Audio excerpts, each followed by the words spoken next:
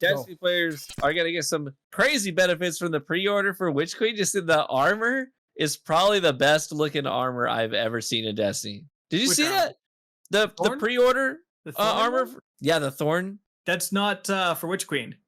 What do you mean? Well, if someone would care to watch my videos, you'd know what's going on. That's who can be bothered to watch your videos? I know. Listen, 10 minutes and 1 second, you'll know everything you need to know. But in all honesty, the Thorn armor looks fantastic. I'm pretty sure that the Thorn armor is associated with the new dungeon. Like it drops from the new dungeon in the 30th anniversary thing coming in December. Oh, why is it on the picture for the Witch Queen whatever edition pre-order? Because it gives you access to the. Yeah, there's a certain edition of the Witch Queen that if you get this, it comes with the 30th anniversary bundle, which would include that. Because the 30th anniversary update includes a 6-player activity, which is crazy. Like we're getting a freaking new override type activity in December for free. But if you pay, you gain access to the dungeon, which includes the Thorn themed armor. That's the Loot Cave dungeon, right? The Loot Cave dungeon. Yeah, you go into the Loot Cave and then into the depths of the Cosmodrome, and there's a whole dungeon. I think it's hilarious that decided to use the Loot Cave for that. What a great idea for like the anniversary thing. Loot Cave, exactly. No, 100%. Like it's hilarious, man. So I haven't played Destiny in a year. Like other than very sparingly, I watched that reveal and I was beyond hyped. I was probably the most hyped I've been in a long time. A lot of issues I have with the game seem to be addressed because of that, and just things that I didn't expect. You know, Void subclasses being reworked. The big one for me, when they said that there's going to be dungeons and raids, like one of them every kind of quarter, like every few months. I was like, yeah. Huh? I was like, that's huge. Did you guys get picked up by a massive company? Is that your right? Is that your Eververse money? I never thought I'd see that again. Like I truly never thought I would see that. Did they hire many devs? That's what I was gonna just say. You've gotta wonder all these hires. Did they like actually say, "Bam, we're hiring another team for dungeon design. We're gonna take some of the guys on the current team." Finally, dude. You know what I mean? Finally. It's like now we can pump out the content that everyone is saying they love more frequently. Like that's so exciting. So 3 dungeons from between now and the end of next year, right? 3 dungeons and 2 raids. Well, 3 dungeons, 2 raids. New raid with Witch Queen and a reprised one. Reprised raid. They don't know which one yet. I hope it's not King's Fall. King's Fall is so freaking overrated. I'm sorry. Thank you. But like, thank you. I agree. If you want to stand there, if you want your boss phase to always be like 4 phase, like go away, dude. Wrath of the Machine is so good, and the Siva weapons and bringing those back, I'd be so happy about that. But it does. Frankly, it doesn't matter because I'm sure they're gonna, even if they do bring back King's Fall, similar to Vault of Glass, they change some things, and hopefully they can change some things to make certain encounters in there less absolutely tedious. But dude, holy crap, like this is huge. Like those end game PvE things, like the dungeons and the raids, are like exactly what people wanted. And not only that, like just now rejuvenating Prophecy Dungeon with all of the the Trials of the 9 weapons. Yes. Like everyone's like grinding that now. Like that's a brilliant idea. Like it's like, hey, you have this old fantastic piece of content, refresh the loot. You make it relevant again. Like that's there's so many pieces of content where I'm like, this was amazing. I won't touch it again. Like it happens all the time. Nightmare hunts. None of the raids, like obviously when Destiny first came out and I was new to the game, I wanted every little thing. But now I'm looking at the items and like the Garden of Salvation. There was maybe one roll on the pulse rifle where I was like, that seems kind of fun. But after I did it like 5 times, and it's like, that's it. Not touching it. No reason to. And you're done with the game. Exactly. Like, exactly. But like, I think they learned from that though. And we've seen after Garden, Deepstone Crypt, it comes with those unique perks. You get that reconstruction where it we got the spoil system too. And heritage. Yeah, you get heritage and the sniper secession is like amazing in PvE, right? And then Vault of Glass, you have that rewind rounds perk, and with the sniper it's like unbelievable, right? So really, really good that they're doing that. Like the Vault of Glass weapons were a hit. The Deepstone Crypt weapons were a hit. I think they finally realized, oh, we should probably make raid weapons actually like good and different from normal legendary weapons. These things should matter, I guess. Yeah, you think, right? But we've been kind of complaining about Bungie. Like, we've been making fun of them because they have not been adding that much to Destiny, but they keep announcing all these new IPs, and we've always been saying, like, is that where all the Eververse money is going, to this new IP that's not even Destiny, and they're going to bleed Destiny dry? But it looks like with the Witch Queen, like, finally, it really does appear that they're seriously reinvesting in Destiny, which is exactly what you want to see, because they said a lot, and they really did hammer home this during the reveal, that, like, it's Witch Queen, Lightfall, Final Shape, and beyond. They kept saying and beyond. Like, we're not stopping, like, ever, basically. And I think a lot of that is, I think it is good that there was maybe some changes to who's in charge. When we saw Luke Smith and Noseworthy, they're still kind of working on Destiny, I think, but they've kind of moved to alternate media, I think, something like that. And then you got some new guys that came in, because I think that with all these hires, you're hiring a lot of people that love Destiny, right? And these people can make Destiny for the next God knows how many years, right? It's understandable that maybe some of the old guard and Bungie were sick of it and wanted to move on. And that's why it's so good that they hired all this new talent. Because again, these people will make Destiny exotics for the day till the day they die. They love Destiny, right? Mm-hmm. Do you think that Witch Queen will be better than Beyond Light? For me, 100%. Guaranteed. Yeah. Will it be better than Forsaken? That's the question. Right. I mean, I'm seeing a lot of, like, if we're going tally to tally, it's got to be close. It's got to be close. So Forsaken added the new supers, and that was big. That was a big injection of content and special weapons. So, yes, that's true. Well, actually, no, that came like a couple of weeks before. Remember, it was actually but it was part of it. But it was part of it. But still, something like that is so important because it means that it rejuvenates old content. You can go back and do a strike that you've done a million times, but with your new super, and you can do things that you've never been able to do before. Mm-hmm. And with Beyond Light, it kind of did do that with Stasis. Stasis was totally new, a little overboard. You know what I mean? Yeah, but at the end of the day, I think you could make the argument that Beyond Light was almost like more impactful than certainly the Stasis was more impactful than all the different supers that Forsaken added. But in terms of content, certainly it was lacking. Like, we got a raid, but that was about it, right? So but I have to say, part of this discussion, I've seen a couple of people already say it doesn't look like enough content to justify the purchase, and I'm like, are you dumb? Like, are you stupid? Like, I look at the list of everything we're getting with the Witch Queen, this gothic fantasy environment with the like haunted swamps. Yeah. And then the humongous castle. Yeah. Well, think on that, because that new area is huge. Completely new destination, right? Yeah. Yeah, like the Witch Queen's, what is it?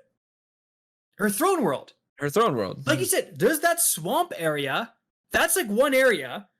And then you have, it's like the Tangled Shore and the Dreaming City. Yeah. You get the swamplands, and then you get the gothic castle fantasy dark castle vibes. Completely different space.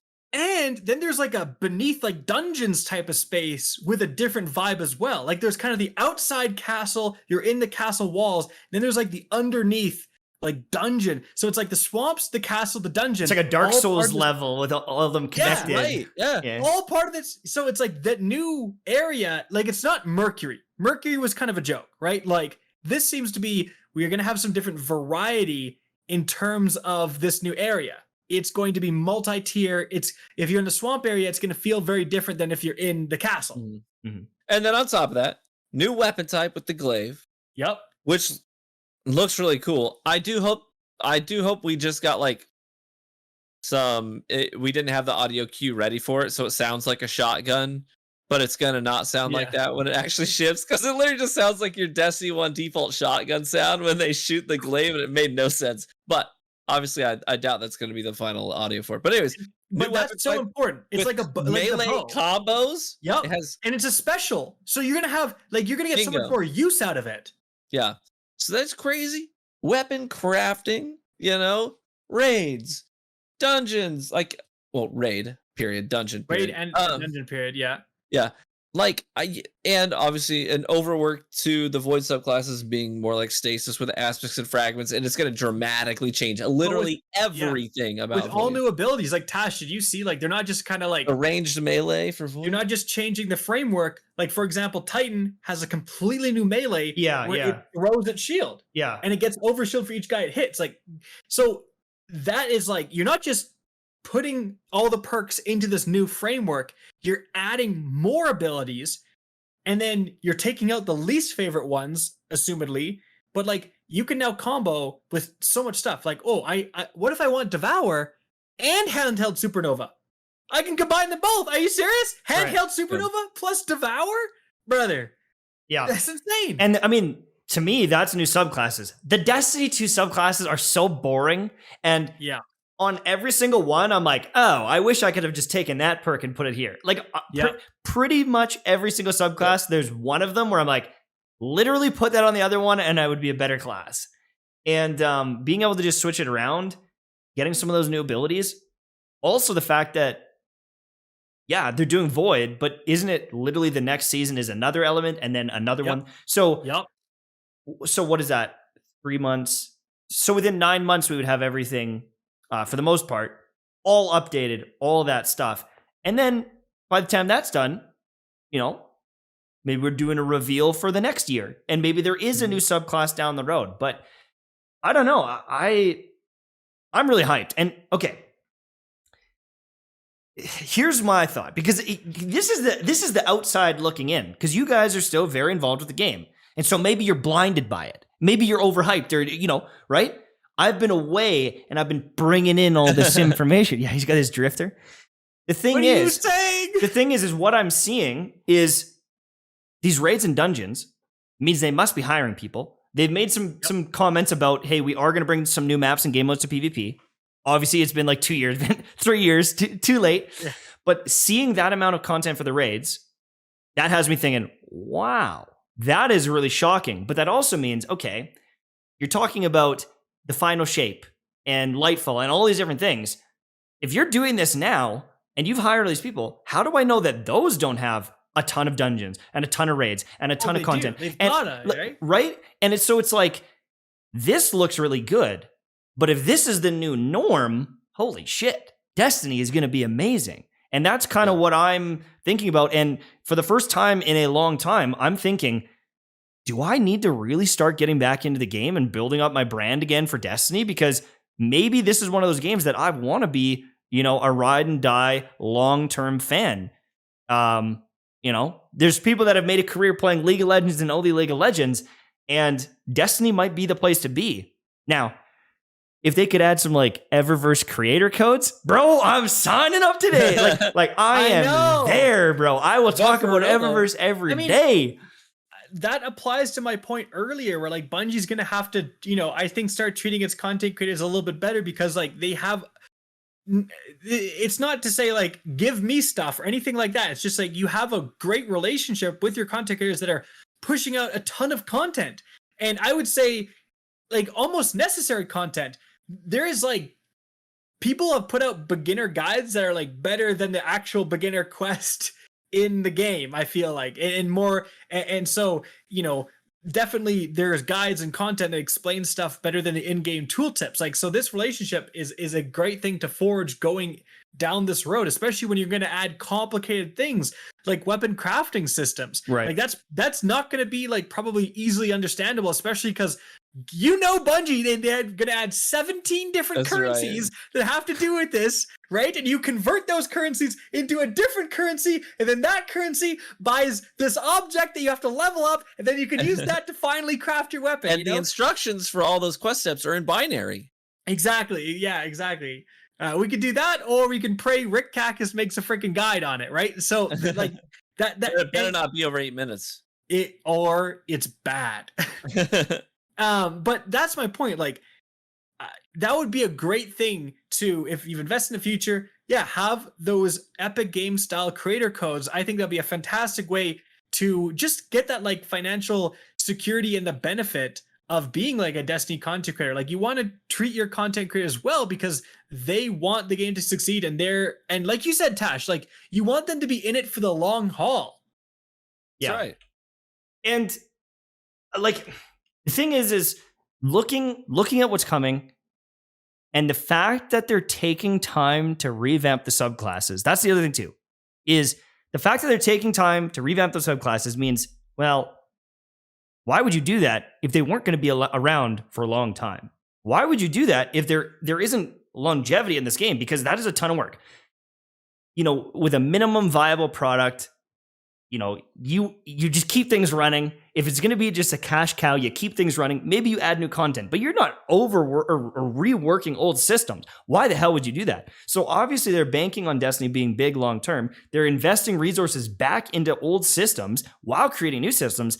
That is a very big green light for me saying, damn, they're not giving up on this game. There's going to be a new IP. They've got that Eververse money. They got a new squad doing that. But there's Bungie squad working on Destiny. Seems to be alive. I don't know about the PvP side of it as much. Still, I think that they did lose a lot to the new IP. And so as a PvP player, that is the one thing where I'm just like, I'll dabble. But if you're a PvE player in Destiny, I think you have an amazing future going forward. Like truly, we keep saying it, but like, is this the best time or the best time of Destiny? This is the best moment. They finally saved the game. I'm getting really looks like the Witch Queen there. It really does look like the Witch Queen is gonna save the game. Like, and like I want to fight Savathun. Like that's the thing is like I want that lore piece. Oryx was such a big thing. Savathun is a big freaking character in this world, you know? And they've been setting her up for so long. Like Aramis or whoever the bad guy or bad girl, I guess, for Beyond Light. Beyond Light. Who the hell are you? Who are you? Who are you? I don't care. It's your girl, Aramis, here to freeze some stuff. Better kill me. And it's like, where did you come from? I have no idea who this is. Yeah, like, no doubt. Whereas no, like this Savathun and like this is gonna be a crux in the story. This is a big deal, yeah. Multiple seasons has been setting up Savathun. Like, I mean, in the Prophecy Dungeon, you have like Eyes of Savathun and stuff, I believe. Like you have like they've been setting this up for so long, and it's not just like a new villain is here. It's like the new villain. We're talking to the new villain like right now in like literally this weird ice form. Yeah, literally like back in Destiny 1, you're like, oh, what is this? And your ghost is like, oh, it's just a communication device. I don't know who it was talking to. And then in the previews for the Witch Queen, like you see that device and it's like, oh, this has been set up for a long time.